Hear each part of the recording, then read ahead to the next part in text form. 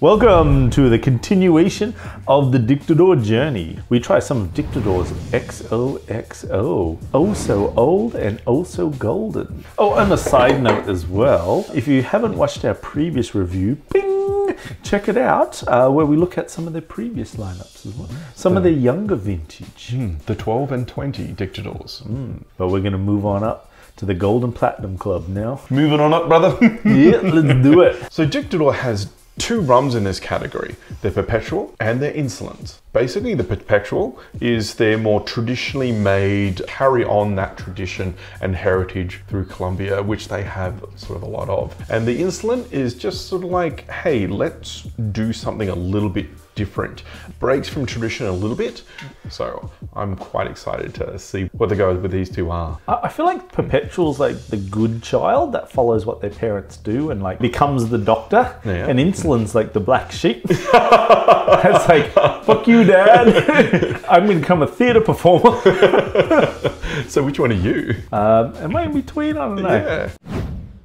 With the Perpetual, it's been barreled in ex-bourbon barrels, as you would expect. And then it has also been finished in an ex-sherry cask. Colour.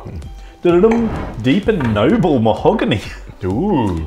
Incredibly dark and yet golden colours as well. Superb shine and richness in the glass. That just made it more confusing. I'm going for a deep golden colour. It doesn't just like move like a thin alcohol or anything like that. There's some real body there to it. And the legs kind of just like push. I'm looking at the legs, Yeah. and that's some legs.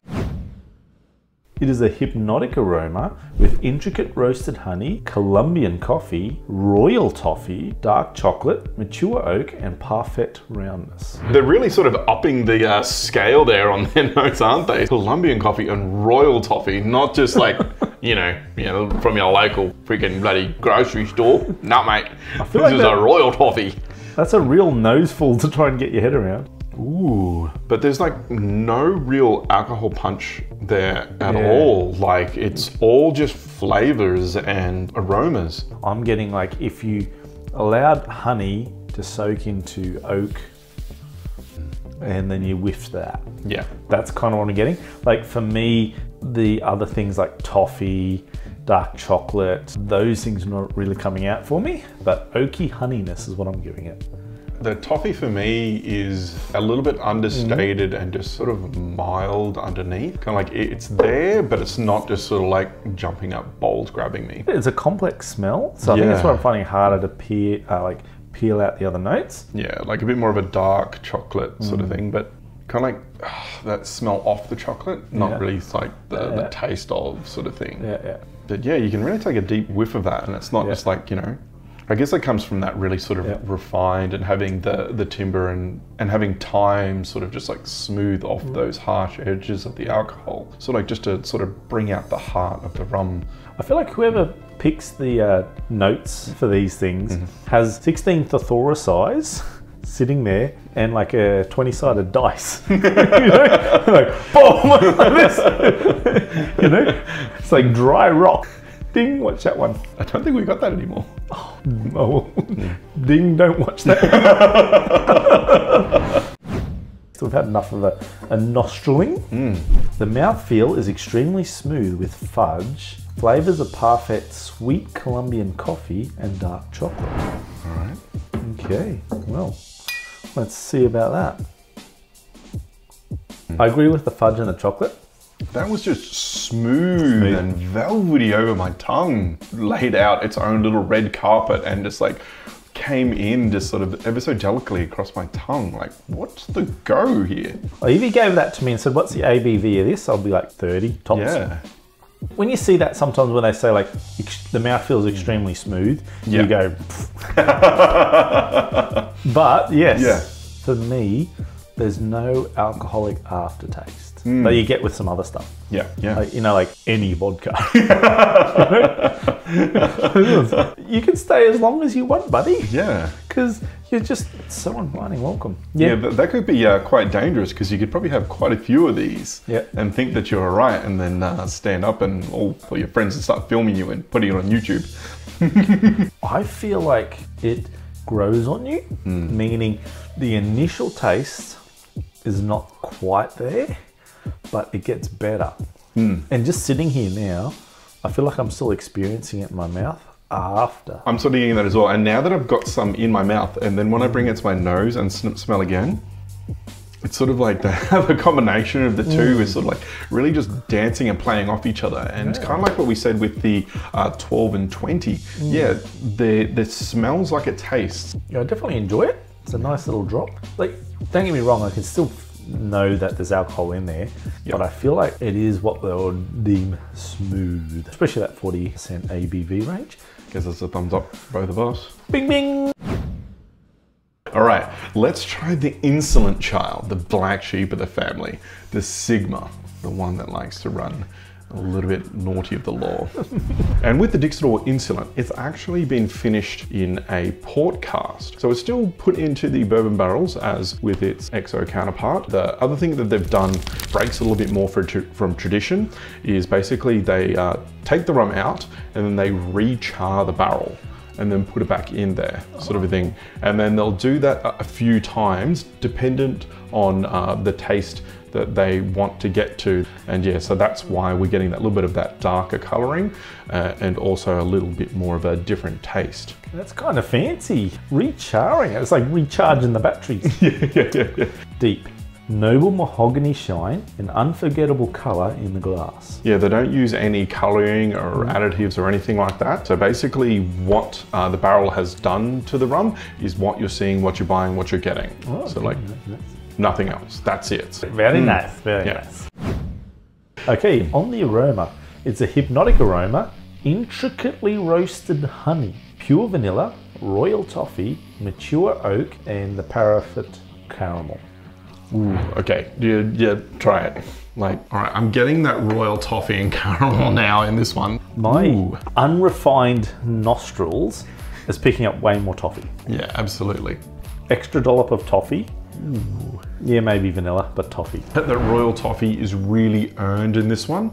And yeah, that sort of caramelization but it doesn't smell just like sweet. Like it isn't just like a caramel that's just had a tongue of sugar or something like that into it. Yeah, it has those hard notes from those elements in there, especially that toffee. It's like, ooh. I'm starting to think I might prefer this one. Toffee sounds pretty good. Yeah, I'm every time I nosy in, I get that toffee. I'm like, ooh, toffee. And I'm trying to be like, no, how about something else? My nose is like, toffee. No.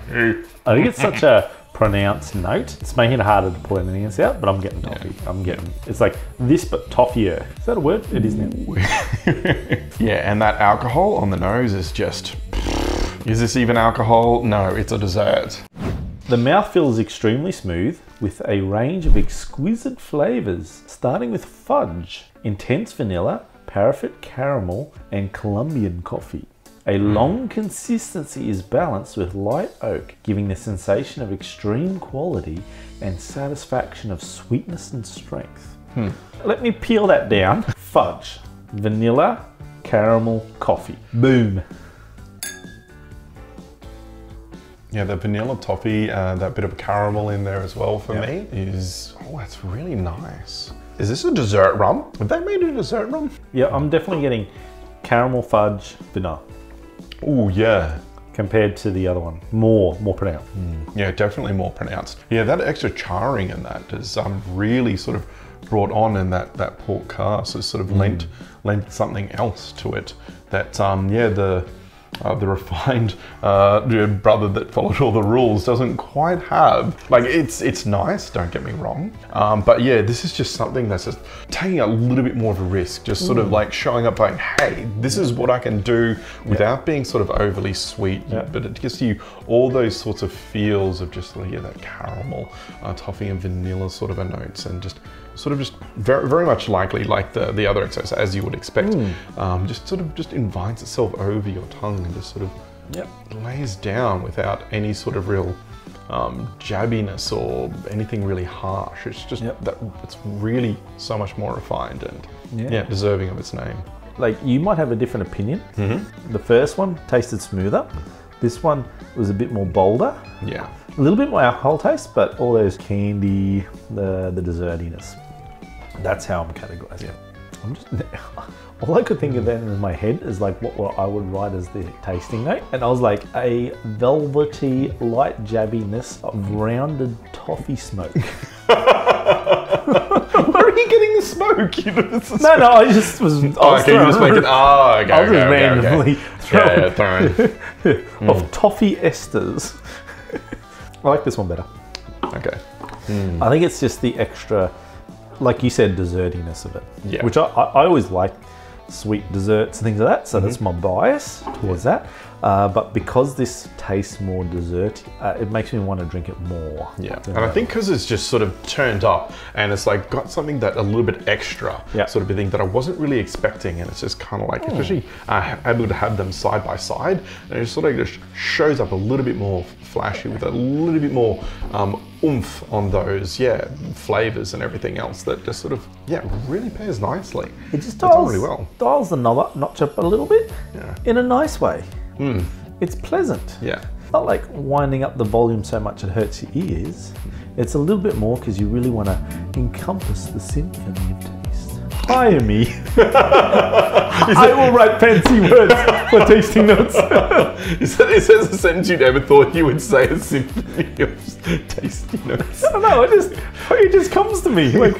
Like we've read previous notes that would say like a sweet shop or a candy shop in a glass. And we've kind of gone, okay, like we can kind of tell what you're talking about, but this one is like, definitely like a sweet shop in a glass, like it is. There's no ifs, ands, or buts about it. We're both just like, yes, we're on board. Yeah, I'll definitely say it's for a pure spirit. Like compared to like those sugared up cocktails, you know, obviously. But for this one, for that nice pure spirit without all the extra stuff thrown in it, hell yeah. And I think Dictador is really proving that they don't need to add anything else to their rums. They're just like, stepping up with the goods as is. Oh yeah, I like it. Yeah. I think so far it's been the 12, and for me it's this one. Yeah, it's the platinum for me. Or the Insolent is my favorite. All right, brother. Well, let's tell them about what they have to do next. Yes, and on our next episode, we'll be reaching to the tippy top shelf when we look at their best of.